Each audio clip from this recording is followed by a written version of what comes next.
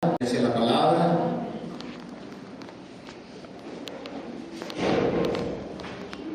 Dice de la siguiente manera, hermanos.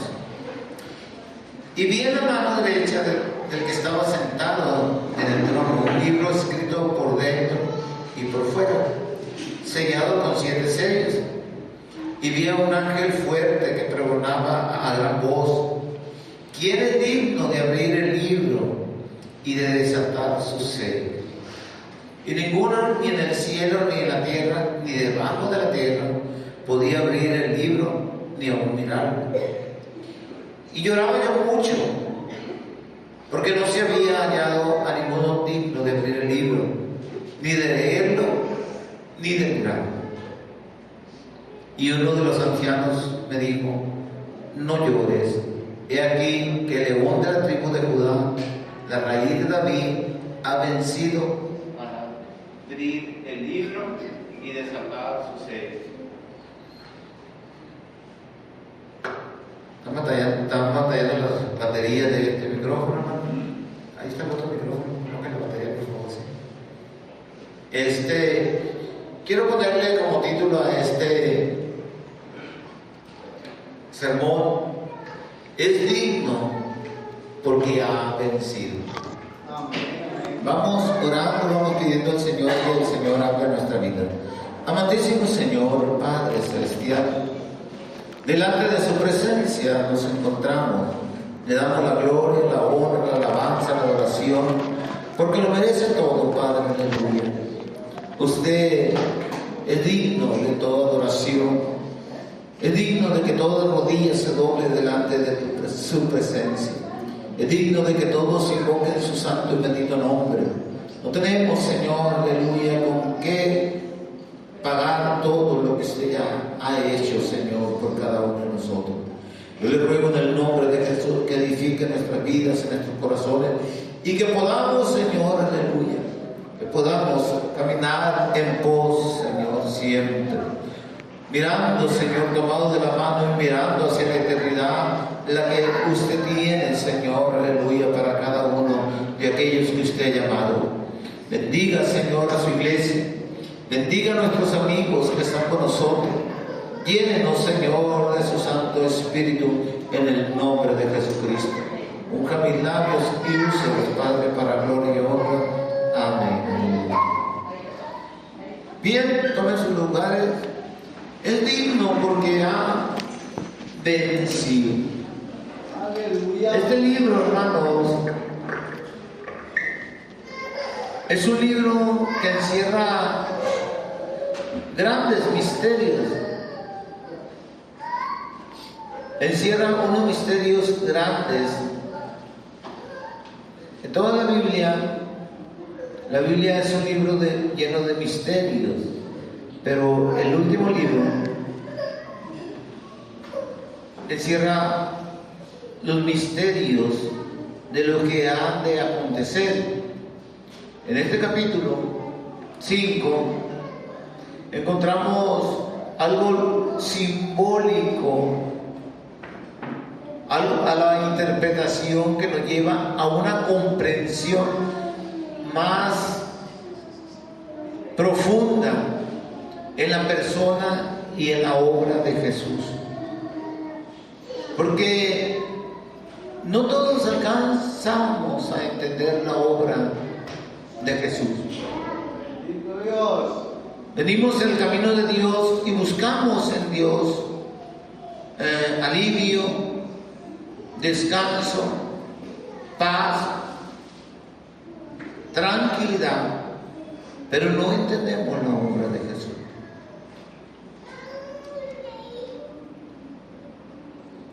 Porque el papel central de Jesús, hermanos, es la salvación de la humanidad. Allí se encierra la obra de Jesús, allí va y se mete en lo más profundo. Hombres, mujeres, en lo más profundo del fango de la inmundicia. Cuando llega la obra de Jesús, empieza a transformar el corazón, empieza a transformar la vida de aquella persona. Y muchos no la alcanzamos a comprender y no la alcanzamos a entender, aún en la obra que ha hecho en nosotros mismos, hermano. Y eso es lo más triste, que no alcanzar a entender que Dios ha hecho una obra regeneradora dentro de mi vida, dentro de mi corazón.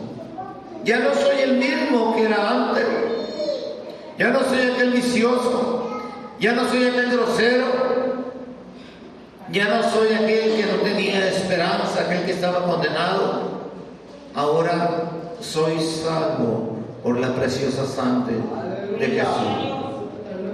El apóstol Juan estaba en una visión celestial y él alcanza a ver a un hombre sentado en el trono y un libro en la mano de ese hombre, y ese hombre era el Supremo, el Dios, el Todopoderoso. Un libro sellado con 7 sellos, y nadie se encontraba digno, dice la Escritura, de abrir el libro, de tomarlo, ni de mirarlo.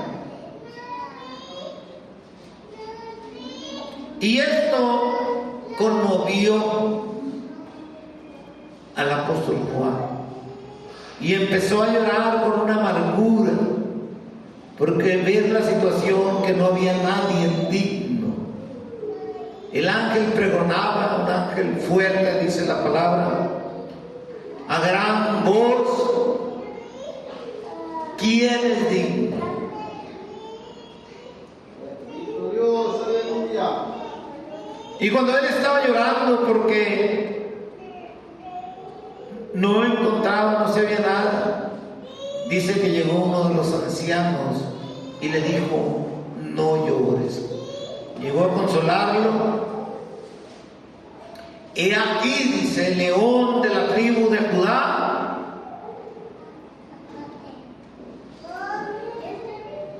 aquel ha vencido para abrir el libro y desatar los sellos. Aquello le trajo a Juan una consolación.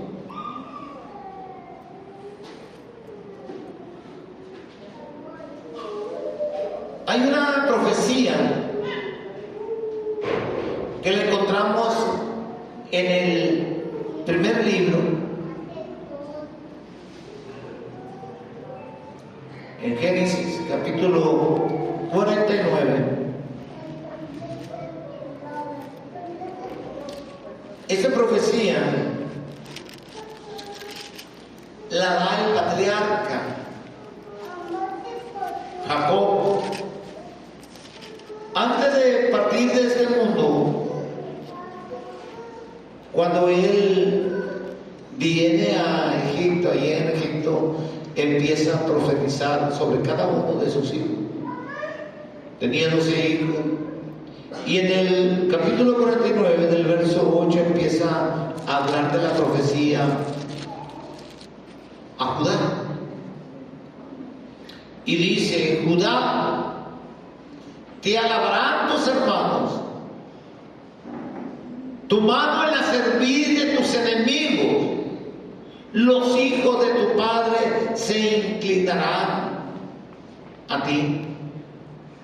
Y luego habla: cachorro de león, Judá, de la presa subiste, hijo mío. Se encorvó, se echó como león, así como león viejo. ¿Quién lo despertará? No será quitado el cetro de Judá, ni el legislador de entre sus pies, hasta que venga Ciro, y a él se congregarán los pueblos. Y el 11 dice: atad a David su pollino y a la cepa el hijo de su asna. Lavó el vino su vestido y en la sangre de uvas su mano. Ahora,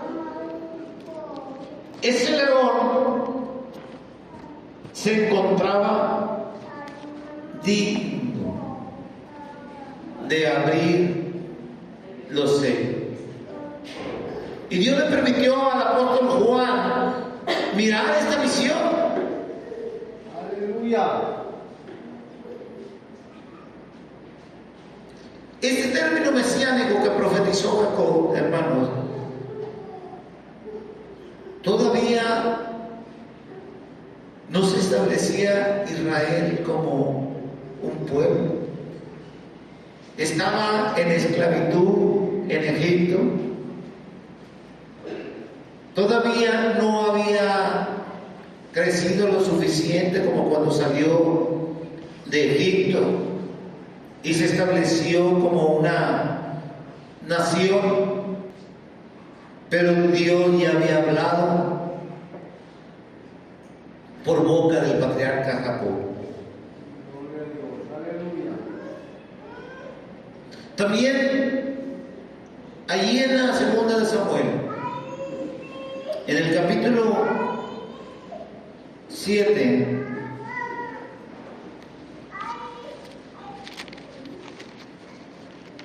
segunda de Samuel 7, del verso 12 al verso 16, habla que va de su linaje.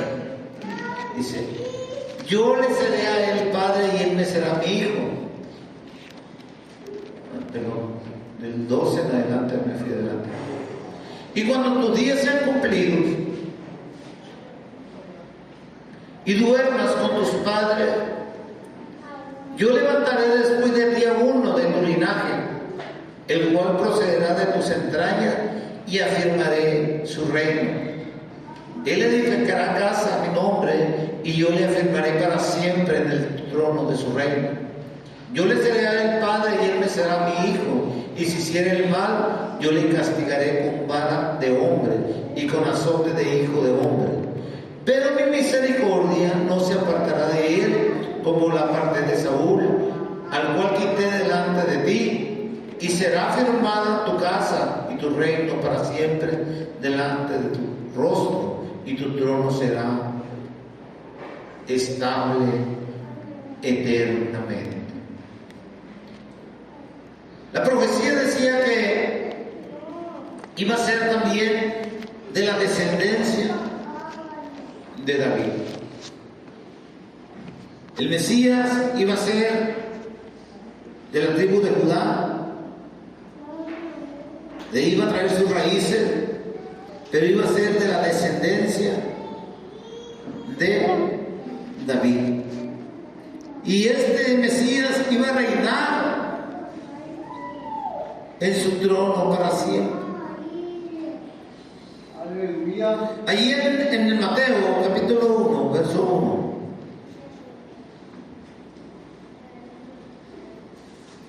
allí lo menciona a Jesús como hijo de Abraham, hijo de David. El libro de la genealogía de Jesucristo, hijo de David, hijo de Abraham. Pues este hijo era el que estaba ahí, era el que se encontraba digno, era el león de la tribu de Judá que había vencido y era digno de abrir los sellos. El tributo del Mesías, hermanos, como león de la tribu de Judá, ahí lo encontramos ahí en Génesis, ya lo acabamos de leer.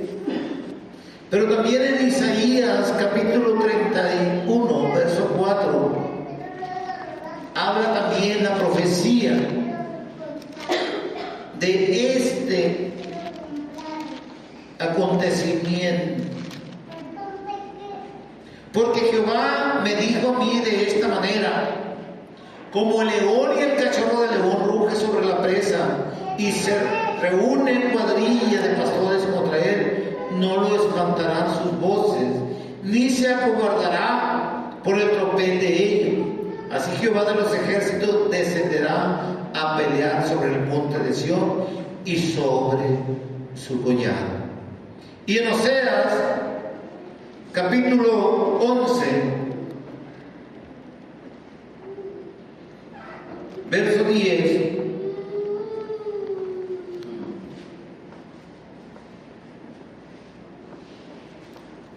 en pos de Jehová caminarán, él rugirá como león, rugirán y los hijos vendrán temblando desde el oriente. Las características del león, hermanos, ¿por qué se atribuye el león de la tribu de Judá? Es que el león tiene una fuerza excelente. Y Jesús tiene una fuerza excelente. El león también tiene un espíritu valiente. El león, cuando se decide, no hay nada que lo pueda parar. Están dispuestos ¿a qué? A morir. Jesús estuvo dispuesto a morir en la cruz por cada uno de nosotros. Otra de las características del león es que es conocido como el rey de la selva.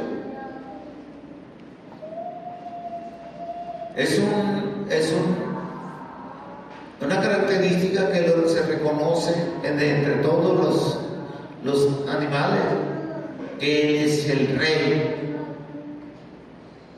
A Jesús se le conoce como el rey. Cuando fue crucificado, ¿qué le pusieron ahí en la cruz arriba? Jesús de Nazaret, rey de los judíos. Lo reconocieron como el rey. Otra de las características, además, aleluya, que el león siempre está vigilando. El león duerme con los ojos abiertos.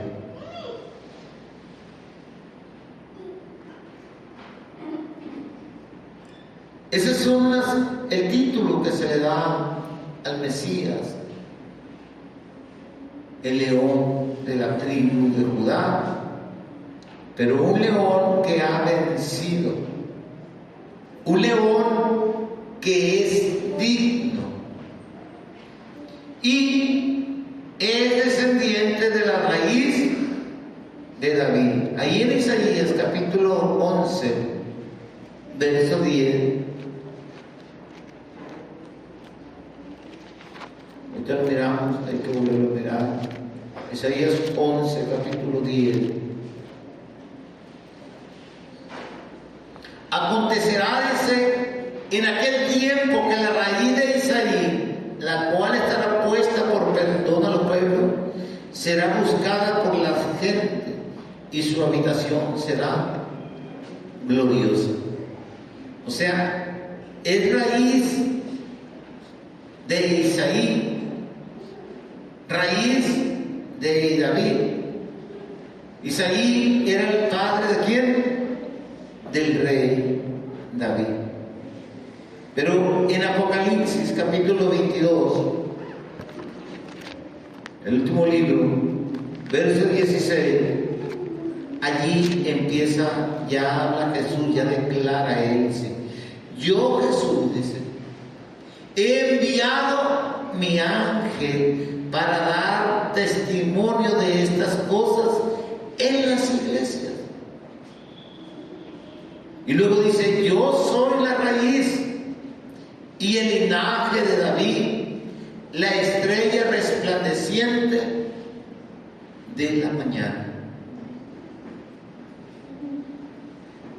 La raíz de David, esta frase viene a reforzar la conexión de Jesús con este linaje, del cual vendría lo que ahora conocemos nosotros como el Salvador del mundo.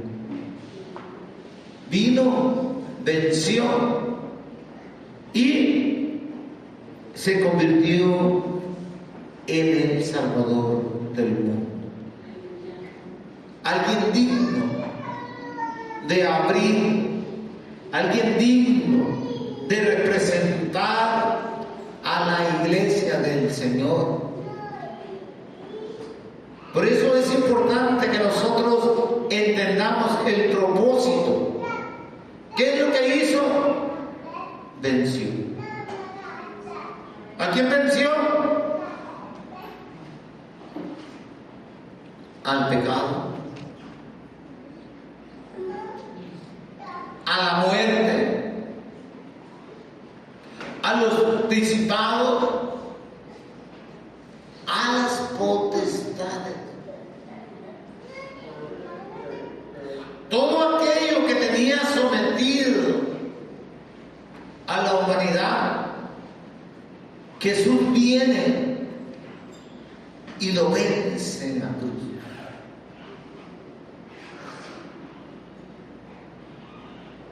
La carne nos enseña que para vencer necesitamos que pelear, pero pelear con armas. Jesús peleó la batalla sin armas. ¿Cuál fue la herramienta que usó Jesús para vencer? El amor.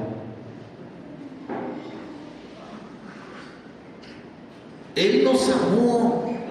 El amor que tiene Jesús por la humanidad es un amor incomprensible. Porque no merecemos el amor de Dios. Pero Él nos amó hasta la muerte. Él se entregó por amor. Nadie ha demostrado tanto amor por la humanidad que Jesús. Y este amor lo llevó a vencer. Este amor lo llevó ¿a qué? A derrotar, a triunfar, a ponerse en ese lugar, aleluya, que nadie podía estar.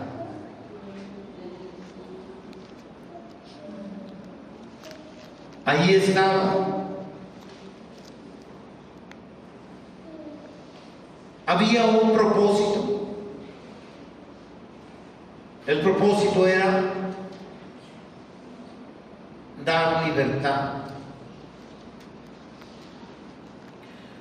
Cuando el apóstol Juan escucha al ángel que le dice: no llores, el león de la tribu de Judá ha vencido y él es digno. El apóstol Juan voltea a mirar al león de la tribu de Judá, y cuando voltea, hermanos, lo que ve un cordero de pie como inmolado. En medio de los 4 seres vivientes, en medio de los 24 ancianos. Él esperaba mirar allí el león de la tribu de Judá.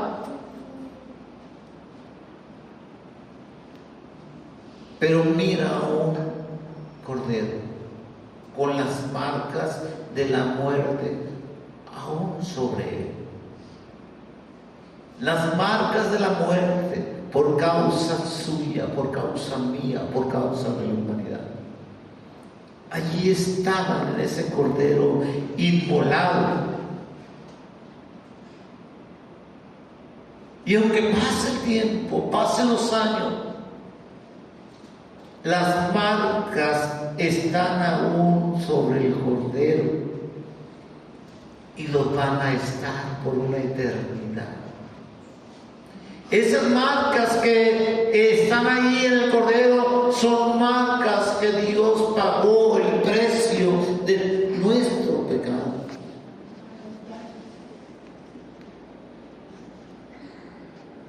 pero ahora se encontraba en el lugar donde debía de estar. Aleluya.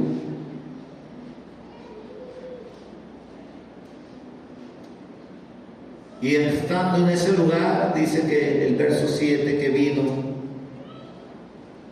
y tomó el libro.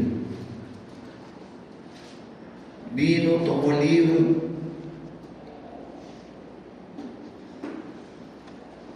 Que estaba en la mano derecha del que estaba sentado en el trono. Cuando él tomó el libro, entonces, fíjese el poder que tenía tomar el libro alguien que se fuera digno. Él tomó el libro, y cuando él hubo tomado el libro, los 4 seres vivientes que estaban alrededor de él, los 24 ancianos que estaban también, se postraron delante del Cordero. El libro tenía el poder, la superioridad. Aquel que tomaba el libro era igual a Dios o Dios. El Cordero inmolado que estaba allí, bañado de sangre, con las marcas de la muerte sobre él, había tomado el libro, y los 4 seres vivientes empezaron ¿a qué? A adorar, a postrarse delante de él. Los 24 ancianos empezaron a postrarse y empezaron a dar en el cielo una adoración perfecta a ese Cordero inmolado. Porque dice allí el verso, dice, todos tenían arpas. Las arpas simbolizan la adoración, la música, la alabanza a ese Cordero, aleluya. En el cielo estaban postrados delante del Cordero y estaban en una adoración perfecta, en una alabanza perfecta, aleluya. Porque era lo que simboliza las arpas, la música celestial que se entonaban. ¿Para qué? Para alabar al que era digno. ¿Qué era lo que cantaban estos personajes? Cantaban un nuevo cántico. La historia estaba cambiando.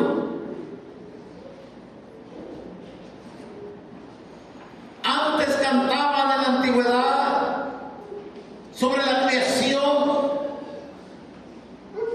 sobre la obra creadora de Dios. Pero ahora el cántico, estaban delante del trono, pero el cántico había cambiado la perspectiva. Ya no hablaban de la creación, ahora hablaban de la redención del Cordero que había vencido, aleluya, del Cordero que había sido inmolado, del Cordero que había limpiado el mundo de pecado. Ahora ellos estaban cantando redención. Ahora ellos estaban cantando algo diferente, aleluya. Porque ahora el Cordero era digno.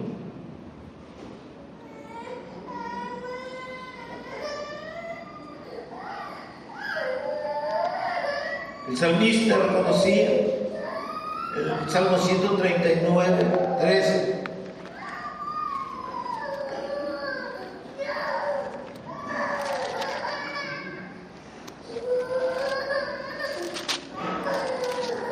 Que, hermanos,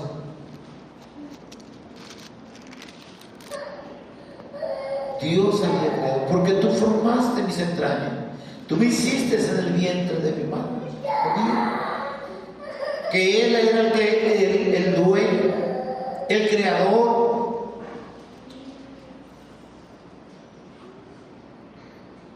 Tú hiciste las estrellas, tú hiciste el sol, tú hiciste la luna, tú creaste el universo.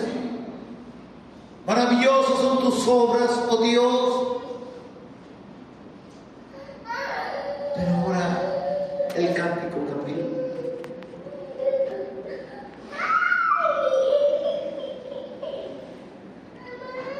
Ahora el Cordero se había incluido en la alabanza. Aquel que había vencido ahora estaba en una alabanza nueva, aleluya.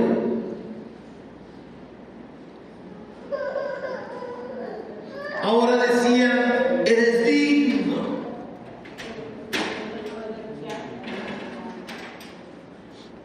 Y empiezan la alabanza.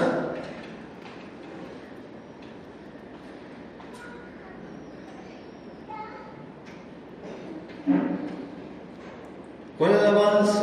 Aquella que dice, eres digno de abrir los sellos, Señor.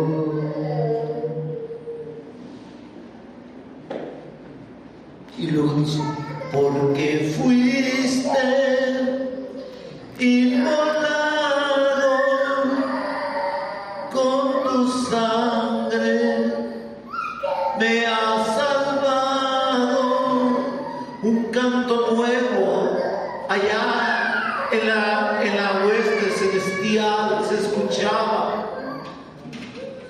Ahora los ángeles se rendían en su presencia, los 4 seres vivientes se rendían en su presencia, los 24 ancianos se rendían en su presencia, en una adoración conjunta. Porque había alguien digno, alguien que había vencido, aleluya.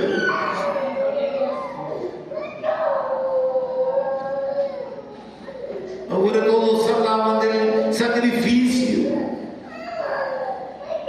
que Jesús hizo, de la sangre que había derramado por amor.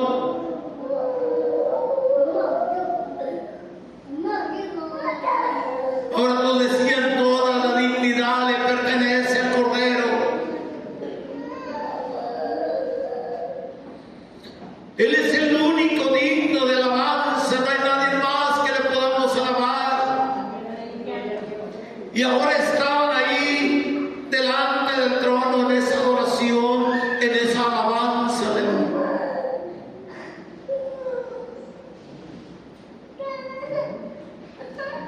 Y no nomás había logrado eso el Señor. El verso 10 dice, y nos has hecho reyes y sacerdotes para Dios. Somos sacerdotes, somos reyes. Vamos a reinar, hermanos, aleluya.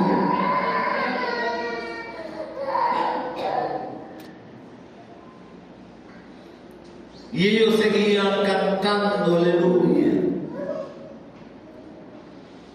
Y empezaron, aleluya, y no eran 10 ni 20. Dice el verso 11. Y miré y oí la voz de muchos ángeles alrededor del trono, y de los seres vivientes, y de los ancianos, y su número era millones de millones. Imagínense esa multitud. Y no estoy hablando de seres humanos, estoy hablando de seres angelicales, ángeles, seres divinos. Y el verso 12 dice, el Cordero, y a gran voz decía, el Cordero que fue inmolado es digno de tomar el poder, la riqueza, la sabiduría, la fortaleza, la honra, la gloria y la alabanza. Aleluya. Él es digno, no hay más. Porque pudo tomar el libro, pudo mirar el libro y también pudo abrir el libro.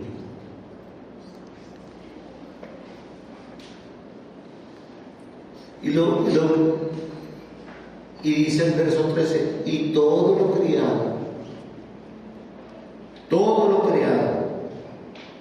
lo que está en el cielo, en la tierra y aún debajo de la tierra, lo estaban confirmando, hermanos, aleluya.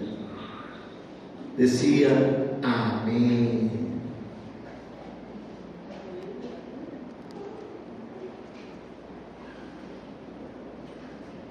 Ellos empezaron a confirmar lo que estaban diciendo. Y ellos empezaron a seguirse postrando, siguieron adorando al que vive por los siglos de los siglos. Aleluya. Imagínense, hermano, si los ángeles, los 24 ancianos, ellos se postraban delante del que había vencido, del que era digno.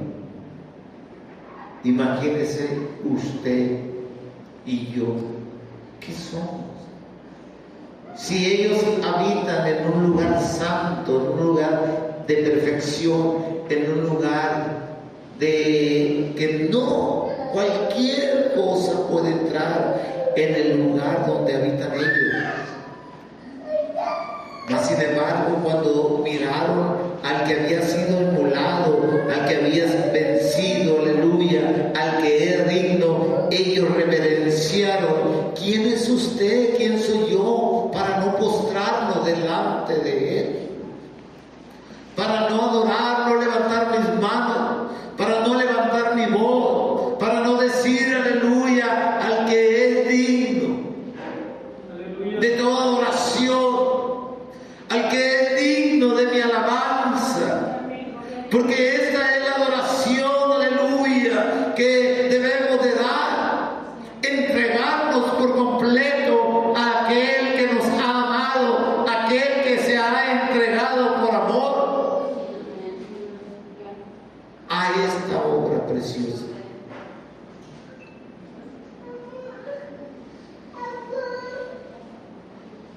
¿Qué era lo que hizo? Abrió los sellos. Este cordero, dice la palabra de Dios, que tenía ¿qué? 7 cuernos. Estos cuernos simbolizan el poder supremo y absoluto de Dios y del cordero.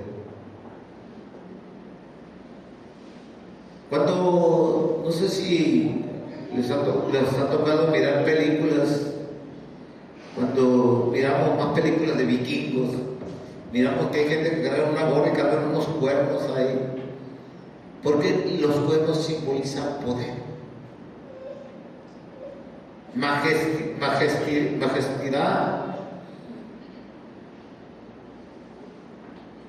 Y Jesús tenía 7.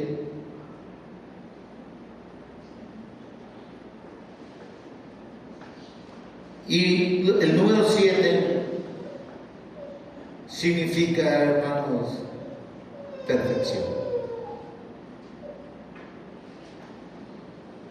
Entonces Jesús tenía un poder perfecto, un poder supremo, un poder absoluto.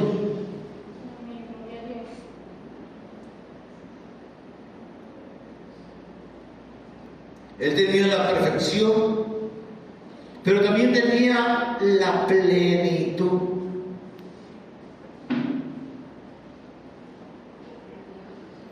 ¿Por qué? Porque él había vencido. Él estaba ahí porque lo merecía. Había logrado el propósito. Era digno porque había vencido. Dios quiere que nosotros nos convertamos en hombres y en mujeres dignas o dignos. Porque hemos vencido.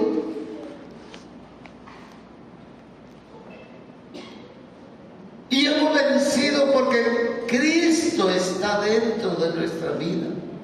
Cristo está dentro de nuestro corazón. El que vence, el que ha vencido, el que se sabe que es digno, vive dentro de nuestras vidas. Él es el que va con nosotros, aleluya, el que nos ha tomado de su mano y nos lleva hacia la eternidad. Pero necesitamos seguirle a Él. Necesitamos, aleluya, no distraernos. Tenía 7 cuernos, pero también tenía 7 ojos.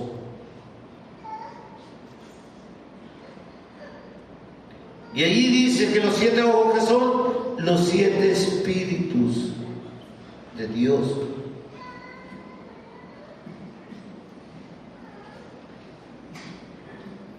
Son los 7 espíritus de Dios que están enviados ¿por dónde? Por toda la tierra.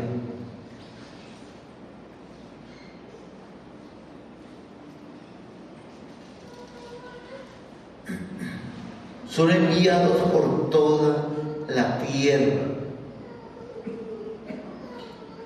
¿Qué simboliza esto, hermano? Este pasaje es algo simbólico, no una descripción física que destaca el poder completo del Cordero y la presencia omnisciente del Espíritu Santo en el mundo. El apóstol Juan mira al Cordero de pie, pero el aspecto que tenía era un aspecto inmolado.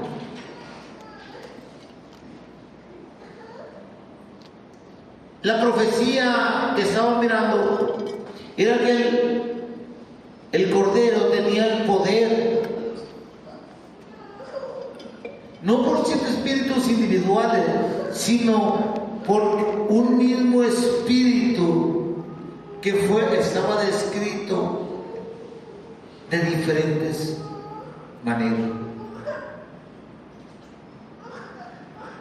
Jesús en el Mesías se contemplaba todo esto, aleluya.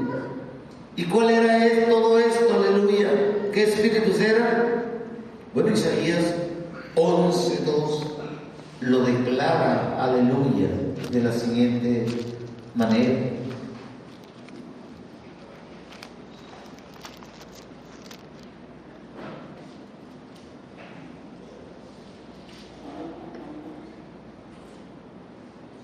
Y reposará sobre él, primero, el Espíritu del Señor, el Espíritu de Jehová.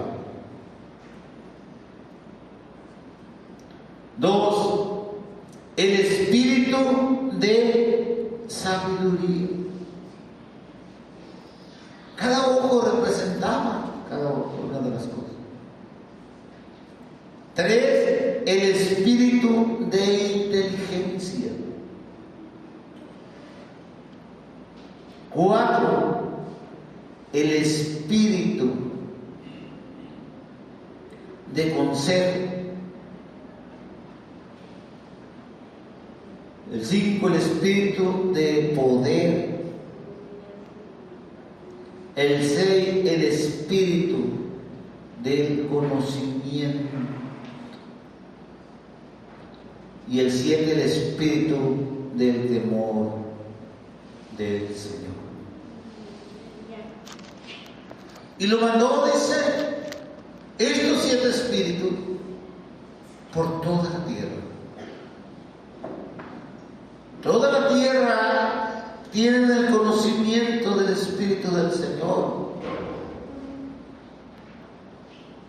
La sabiduría que Dios da para poder apartarnos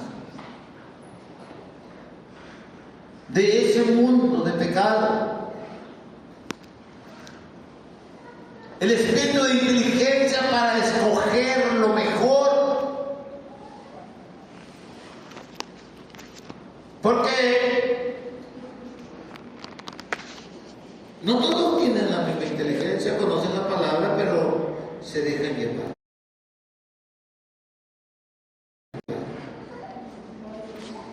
Van siguiendo la tradición. El espíritu de consejo, escuchamos la palabra y la palabra nos va guiando. Necesitamos, aleluya, el espíritu del consejo. Y ese espíritu nos también está el espíritu de poder, que es el que nos da la fuerza. ¿Para qué?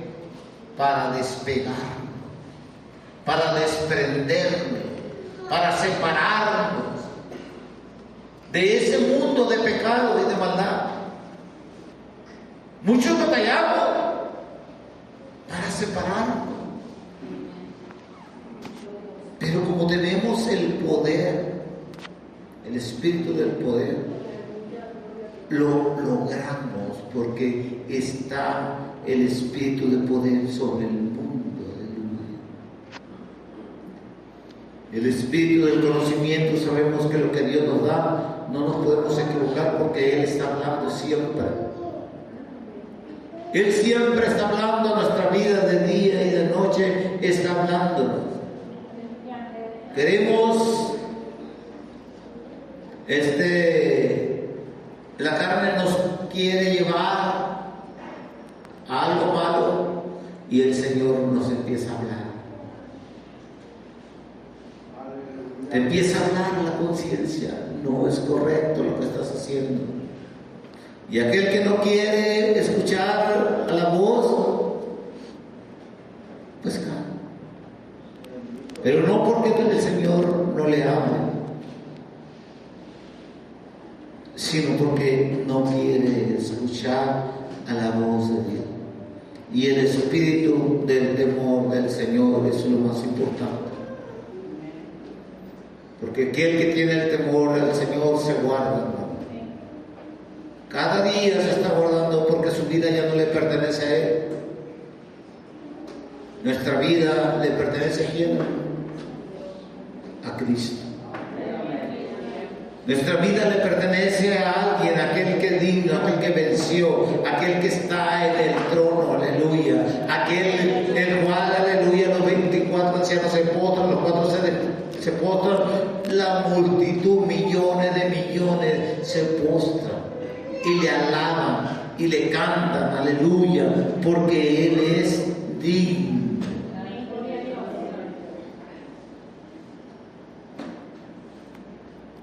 Así que los 7 espíritus de Dios que miró el apóstol Juan es una referencia, hermanos, aleluya, al Espíritu Santo en la perfección de su múltiple ministerio, aleluya.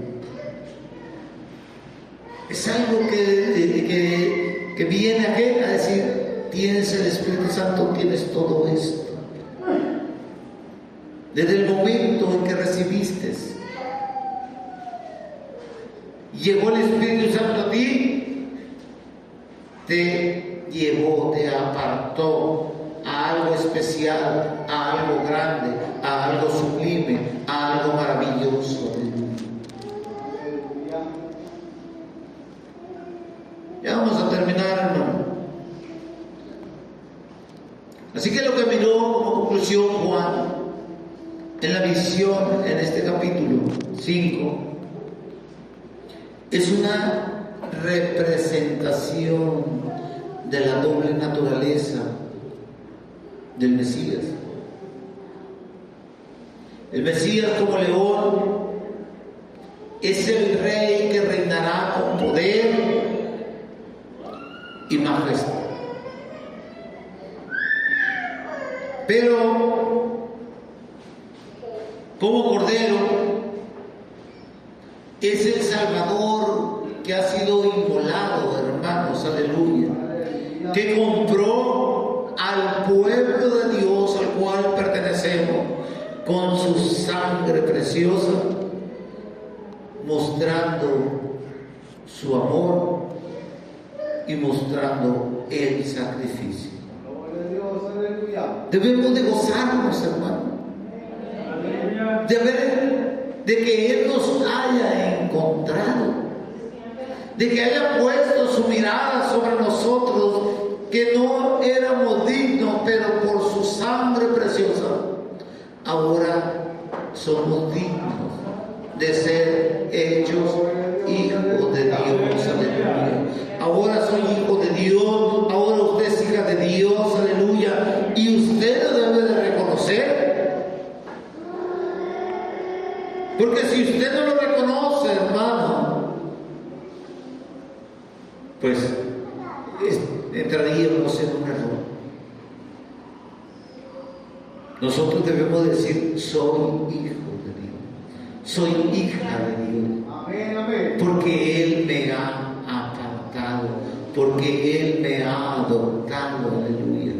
Él es digno y yo soy digno, porque Él vive y reina dentro de mi vida, porque Él vive y reina dentro de mi ser. Y cuando venga el enemigo a querer, hermanos, aleluya, a querer confundir, nosotros le vamos a decir: no, yo soy digno porque Cristo vive en mí y Él me ha guardado, aleluya, para la alabanza y la gloria de Él, aleluya, porque somos guardados por su Santo Espíritu, hermano. Porque si fuéramos por nuestra propia fuerza, no estuviéramos en el camino. Si fuera por nuestra propia fuerza, ¿desde cuándo nos hubiéramos alejado? Pero hemos peleado la batalla, hemos vencido en el nombre de Jesús y estamos de pie para la alabanza y la gloria de nuestro gran Dios. Es algo maravilloso, es algo especial lo que Dios ha hecho y ha dado a cada uno de nosotros. Yo le invito que vengan a este lugar. Gloria a Dios. ¿Cuántos quieren venir, hermanos, aleluya, a postrarse?